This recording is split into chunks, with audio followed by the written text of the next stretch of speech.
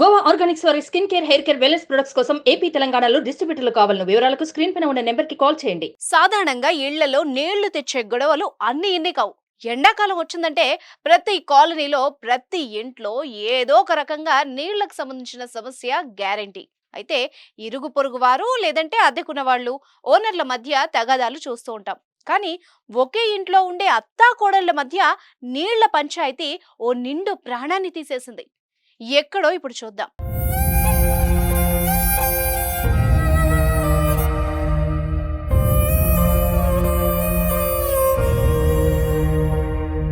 ఆంధ్రప్రదేశ్ రాష్ట్రం శ్రీకాకుళం జిల్లా ఇచ్చాపురం పట్టణంలో పెద్దాకుల వీధిలో రఘునాథ్, మాలతి దంపతులు నివాసం ఉంటున్నారు.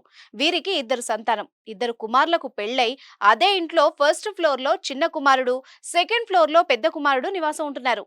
రఘునాథ్, మాలతి దంపతులు గ్రౌండ్ ఫ్లోర్ లో ఉంటారు. పెద్ద కోడలు శ్రీదేవి సుష్మాల్ బ్యూటీ పార్లర్ నడుపుతూ ఉంటారు. ఆమెకు ఇద్దరు కుమారులున్నారు. అయితే ఇంట్లో అందరి మాదిరిగానే అత్తతో కోడలికి నిత్యం ఏదో విషయంలో వాగ్వాదం జరుగుతూ ఉంటుంది. శనివారం రోజు నీళ్ల విషయంలో పెద్ద కోడలు శ్రీదేవితో అత్త మాలతి తీవ్ర వాగ్వాదం పెట్టుకుంది. నీకన్నా చిన్న కోడలేనయ్యో అంటూ అవమానించేసింది. మనస్తాపం చెందిన శ్రీదేవి ఆగ్రహంతో ఇంట్లోకి వెళ్లి గడియ పెట్టుకుని ఫ్యాన్ కి ఉరేసుకుని ప్రాణాలు తీసుకుంది.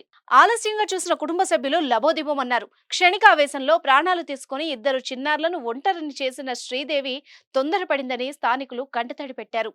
గయ్యాళి అత్త కోడలు ప్రాణాలు తీసిందని స్థానికులు శాపనార్థాలు పెడుతున్నారు. ఏదో ఆవేశంలో తిట్టాను కానీ ఇంత పని చేస్తుందనుకోలేదని, నా మీద కోపంతో పిల్లల్ని ఒంటరిని చేసి వెళ్లావా అంటూ అత్త ఏడ్చిన తీరు అక్కడి వాళ్లని ఆలోచింపజేసింది. కేసు నమోదు చేసుకున్న పోలీసులు అత్తను అదుపులోకి తీసుకున్నారు. ఏది ఏమైనా క్షణికావేశం నిండు ప్రాణాన్ని బలి తీసుకుంది.